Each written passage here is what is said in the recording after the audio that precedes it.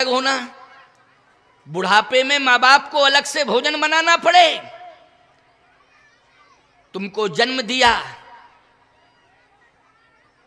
तुमको होश में लाए हो, तुम्हारी जिंदगी को उन्होंने ये प्रयास किया कि या तो हम किसान बना दें अपने बेटे को अच्छा, और यदि बेटा शिक्षा की क्रांति में आगे बढ़ता है तो हम उसे कलेक्टर बना दें, और यदि वो किसान अच्छा बनता है तो हमारे आशीर्वाद से वो किसान ही नहीं रहेगा, वो किसानों का नेता बन के मिनिस्टर हो सकता है। प्यारे, भावना उसकी जुड़ी है। बोलो, जुड़ी है कि नहीं जुड़ी है? लेकिन आज ये कैसी विडंबना कि माँ बाप रो रहे हैं, अलग भोजन बना रहे हैं, उनकी संतानें अपना अलग भोजन बना रही हैं, अलग खिचड़ी पका रही हैं उनकी संतानें। कारण क्या है प्यारे? कारण ये विडंबना है। ऐसे कम उदाहरण हैं, शायद 10-20% ऐसे उदाहरण होंगे कि पति भोजन अलग बना रहा हो, पत्नी भोजन अलग बना रही हो। ऐसे 10-5% मिल जाएंगे, पर ऐसे भी मिलेंगे, ऐसी बात नहीं, ऐसे भी मिलेंगे। और ऐसे भी मिलेंगे कि पत्नी को पति ही भोजन रोज बना के खिला रहा है, ऐसे भी मिलेंगे उदाहरण। ऐसे भी इस देश में उदाहरण मिलेंगे कि पूरा पति ही भोजन, प्रसाद, चाय, पानी सब कंप्लीट करके लो। ऐसे भी उदाहरण मिलेंगे। ऐसे भी उदाहरण है कि पत्नी अलग भोजन बना रही है, पति अलग भोजन बना रहा है, पुत्र अलग भोजन बना रहा है, पुत्र वधू अलग भोजन, ऐसे भी प्रमाण मिलेंगे। लेकिन 60% प्रमाण ऐसे मिल रहे हैं कि जिनमें माता पिता भोजन अलग बना रहे हैं और पुत्र और पुत्र वधू भोजन अलग बना के तैयार कर रहे हैं। बोलो, ये विडंबना नहीं है तो क्या है? ये विडंबना है। मां बाप को भोजन भी नहीं करा सकते हो तुम। धन हो जाओगे अगर तुम माता पिता के प्रति समर्पित हो जाओगे, तुम्हारे जीवन धन हो जाएगा कि अगर तुम अपने हाथ से मां बाप को भोजन करा दोगे। मैं एक बात कहता हूं, जो अपने हाथ से जीवन भर मां बाप को भोजन कराता है, परमात्मा एक दिन उन्हीं के हाथ का भोजन करता है। ये मैं दावे के साथ कह रहा हूं, चैलेंज से कह रहा हूं। अर्थ, धर्म, काम, मोक्ष, ये 4 पदार्थ होते हैं। अर्थ, धर्म, काम, मोक्ष। ये किसके हाथ में आते हैं ये चारों पदार्थ? अर्थ चाहिए तुम्हें तो कैसे मिलेगा? धर्म चाहिए तो कैसे मिलेगा? मोक्ष चाहिए तो कैसे मिलेगा? अर्थ, धर्म, काम, मोक्ष। काम चाहिए तो कैसे मिलेगा? ये 4 मिलेंगे कैसे? यदि रामायण को तुम सुनते हो, रामायण के प्रति तुम्हारा समर्पण है, तो मैं बता रहा हूं कि अर्थ, धर्म, काम, मोक्ष रामचरितमानस के प्रमाण के अनुसार कैसे मिलेंगे आपको। करतल हो पदारथ ताके,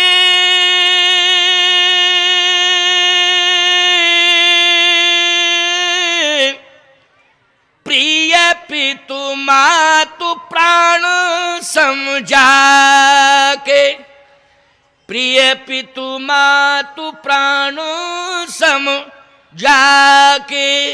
जो माता पिता को प्राण से भी ज्यादा महत्व देते। देखो, प्राण सबसे ज्यादा प्यारा होता है कि नहीं होता है?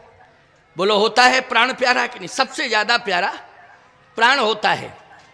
हम इस बात को बिल्कुल मानने को तैयार नहीं हैं। संसार में पति पत्नी भले ही आपस में बात करें कि हम तुम्हारे लिए जी रहे, तुम हमारे लिए जी रही, भले ये कहें, लेकिन सही बतावें। और यहां तक चैलेंज हो जाता है कि पत्नी कहती हम तुम्हारे बिना नहीं जी सकते, पति कहता हम तुम्हारे बिना नहीं जी सकते। अच्छा, ईमानदारी से बताओ, बीच में अगर कहीं से शेर कूद पड़े तो पत्नी अलग भगेगी, पति अलग भगेगा प्राण बचा के? बोलो, अलग अलग भगेंगे कि नहीं भगेंगे? इसका मतलब है कि ना पत्नी को पति प्रिय था, ना पति को पत्नी। अपने अपने प्राण सबको प्रिय थे, अपने अपने प्राण बचा करके सब भगे। बोलो, भगे कि नहीं भगे? सही बात तो यही है। लेकिन सत्य प्यारे ये है, मैं दावे के साथ कह रहा हूं कि प्राण सबसे ज्यादा प्रिय हैं। लेकिन शास्त्र कहता है कि जो प्राण से भी ज्यादा प्रिय माता पिता को समझता है, अर्थ धर्म काम मोक्ष अपने आप उसके हाथ में आ जाते हैं। प्रयास करने की जरूरत नहीं पड़ती है, अपने आप उसके हाथ में अर्थ धर्म काम मोक्ष आ जाते हैं। इसलिए करतल हो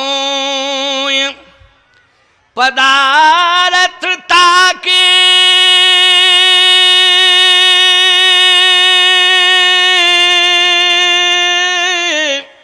ओ प्रिय पितु मातु प्राण समझा के, माता पिता को प्राण से भी ज्यादा महत्व दो, क्योंकि तुम्हारे प्राण बचाए हैं माँ बाप ने। बोलो बचाए प्राण कि नहीं बचाए? अच्छा बोलो भाई, तुम माँ के उदर में थे, उदाहरण दे रहा हूं, माँ के उदर में थे, ठंडी का मौसम है, समझना इस बात को, ठंडी का मौसम है और तुम माँ के उदर में हो, और जनवरी की कड़ाके की ठंडी में माँ 2 किलो दही में शक्कर डाल के जनवरी के रात्रि के 12 बजे पी जाए। बोलो भाई, तो तुम्हारा क्या होगा? अंदर तुम पेट में हो और वो 2 लीटर दही जाएगा अंदर। बोलो उस समय तुम्हें कौन याद आएगा? जल्दी बोलो, बोलो कौन याद आएगा? मैं मानता हूं कि मां को भी नुकसान पहुंचेगा, मां को भी नुकसान पहुंचेगा, शायद मां भी जिंदगी और मौत की लड़ाई लड़ने लग जाए। लेकिन सत्य कहता हूं आपसे, एक बार मां भले ही सोच ले कि मुझे दही पी के मरना है, मुझे जहर पी के मरना है, लेकिन जैसे ही वो दही हो चाहे जहर हो मुंह पर आएगा तो बेटे की याद आएगी कि नहीं नहीं, बेटा मेरे उदर में है, इसके प्राण बचाना मेरा परम धर्म है।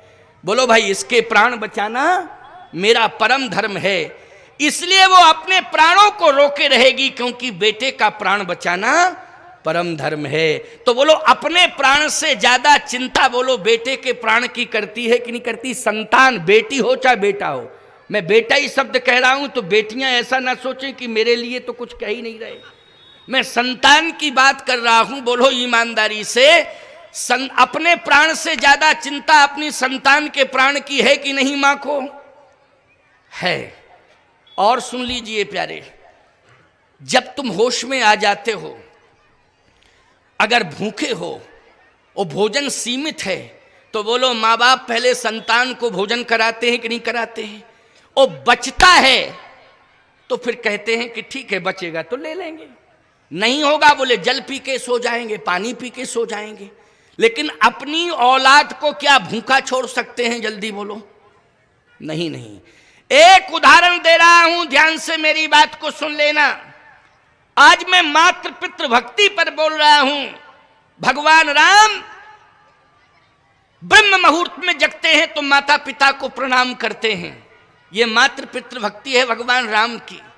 लेकिन सत्य कहता हूं आपसे, चाहे जितने बड़े ज्ञानी ध्यानी ब्रह्म ज्ञानी तुम क्यों ना हो जाओ, लेकिन यदि तुम्हारे घर में बेटी आ जाए संतान के रूप में, तो ये समझ लेना चाहिए कि हमारी तपस्या सफल हो गई, हमारा ब्रह्म ज्ञान सफल हो गया, हमारा जीवन सफल हो गया। और एक बात सुन लीजिए, ये जो होमात्मक यज्ञ सामने दिखाई दे रहा है, इस यज्ञ को करने के लिए